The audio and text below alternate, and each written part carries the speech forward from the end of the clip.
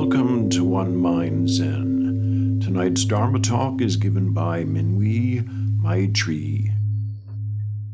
I have recurrent themes that go in my practice, and those recurrent themes are meditating on impermanence, the middle way, uh, the way, by the way, I mean the Tao, um, and then Sung San's only don't know mind. And so those are recurrent themes for me in my meditation, depending on where I am during the day, during the week, during my relationship with others, whether I need to focus on, okay, Minwee, it's just an impermanent issue. It's an impermanent world. It's an impermanent situation, whatever. And so because these recurrent themes keep coming up to me, I decided I would share with you a poem from a great Zen master. And I want you to think, as I read you this poem, I want you to think of these themes. This poem was written by Shitou, who was an 8th century Zen teacher, Chan teacher. And he was a contemporary of Matsu. And so the story goes that everybody in the world who practices Zen either has their foundational period from Matsu or from Shitou. And he kind of was that big of an influential teacher in 8th century Chan. So I think a lot of you, especially if you've practiced any Japanese style Zen, you've probably chanted his poem or exposition, which comes in a bunch of different English names, but the identity of relative and absolute, sometimes called harmony of sameness and difference. So anyway, like I said, it has several different English names. It's the one, if you've chanted it in English, you'd know right away. The mind of the great sage of India was intimately conveyed from west to east. It goes like that. So it's a kind of a traditional part of a lot of Japanese schools of Zen. But Shitien, he wrote another poem late in life, which he called The Song of the Grass-Roofed Hermitage. So as I read this to you, again, think of those 4 recurrent themes. They're 4 recurrent themes for me, but they're 4 recurrent themes that show up in this. So impermanence, the middle way, the Tao itself, and only don't know. And they come forth, I think they come forth pretty clearly in this poem that he wrote. I've built a grass hut where there's nothing of value. After eating, I relax and enjoy a nap. When it was completed, fresh weeds appeared. Now it's been lived in, covered by weeds. The person in the hut lives here calmly, not stuck to inside, outside, or in between. Places worldly people live, he doesn't live. Realms worldly people love, he doesn't love. Though the hut is small, it includes the entire world. In 10 feet square, an old man illumines forms and their nature. A great vehicle bodhisattva trusts without doubt. The middling or lowly can't help wondering, will this hut perish or not? Perishable or not, the original master is present, not dwelling south or north, east or west. Firmly based on steadiness, it can't be surpassed. A shining window below the green pines, jade palaces or vermilion towers can't compare with it. Just sitting with head covered, all things are at rest. Thus, this mountain monk doesn't understand at all. Living here, he no longer works to get free. Who would proudly arrange seats, trying to entice guests? Turn around the light to shine within, then just return. The vast, inconceivable source can't be faced or turned away from. Meet the ancestral teachers. Be familiar with their instruction. Bind grasses to build a hut, and don't give up. Let go of hundreds of years and relax completely. Open your hands and walk, innocent. Thousands of words, myriad interpretations, are only to free you from obstructions. If you want to know the undying person in the hut, don't separate this skin bag here and now. There's a lot in there in this one poem from the Zen master. No wonder he was known as such a great teacher, because each of those lines you could peel apart and say, what's he getting at here? So I'm just going to touch on a few of them. Like I said, kind of the recurrent themes for me. But he built a grass hut. There's nothing permanent about a grass hut.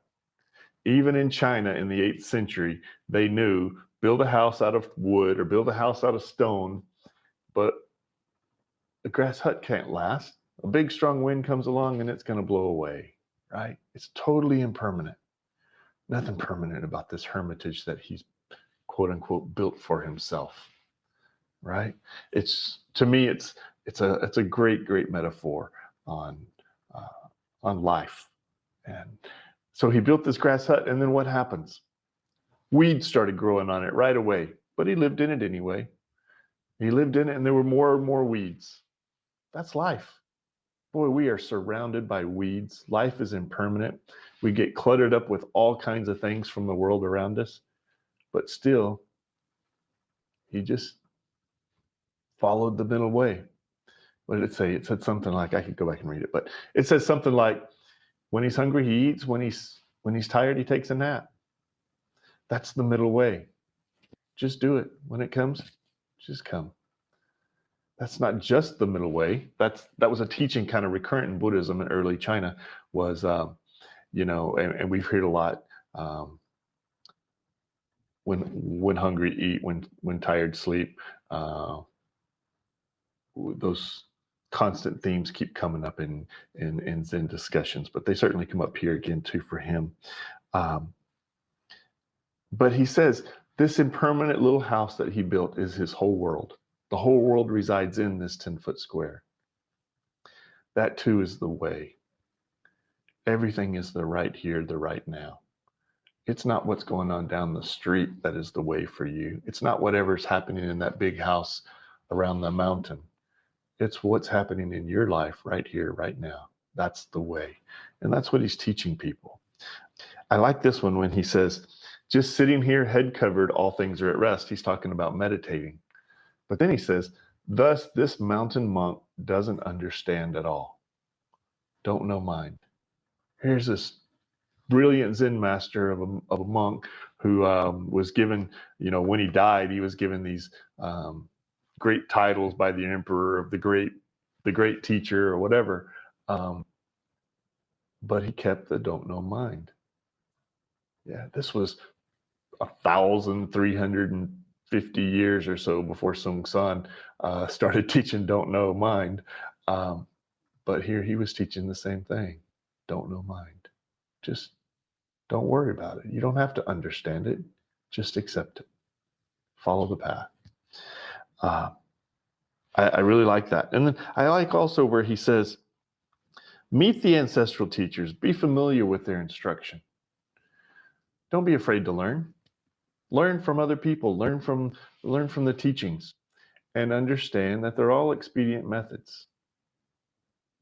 So I like that. A lot of times in Zen, we hear the notion it's a transmission beyond the scriptures. It's just mind to mind. And he's saying, use the expedient methods that are there for you. Learn from them. Don't grasp a hold of them, but learn from them. And just accept the fact that they're just expedient methods to teach you. So, and then, I like when he says, the final part that I really wanted to talk about here when he says, let go of hundreds of years and relax completely. Open your hands and walk innocent. Let go of hundreds of years. He's talking about your karma. Let go of it. Open your hands. When we open our hands, we can't grasp. When we open our hands, we let go of the past. We're free. When we're free from grasping, when we're free from attachment, we end suffering. And that's what he teaches there in 2 short lines. Let go of hundreds of years. Let go of all that karma. Let go of everything in the past. Walk with your hands open. Don't be grasping. So this whole theme, also, I guess another theme in here is this theme of equanimity, right?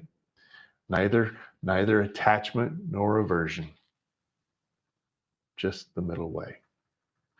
So Shitou, his head means, his name though, Shitou means stone head.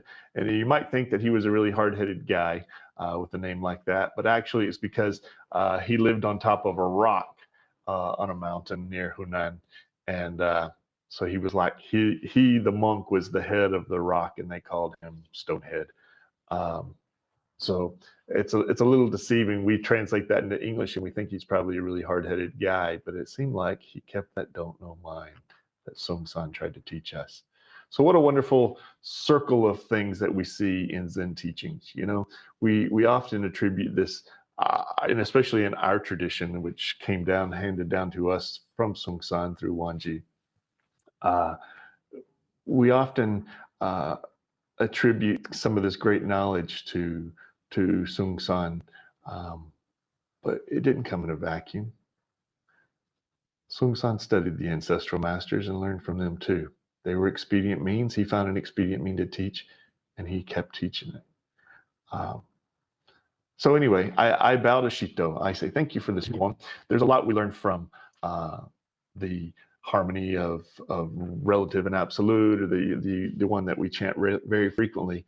But this one, this song of the grass-roofed hermitage, has a lot of lessons in it for us. And I hope it's something that you can use. If you look it up and read it to yourself, I hope it's something you can use in your own meditation and think about, you know, how can I let go? How can I not be so attached? How can I see the world as impermanent and not worry about it?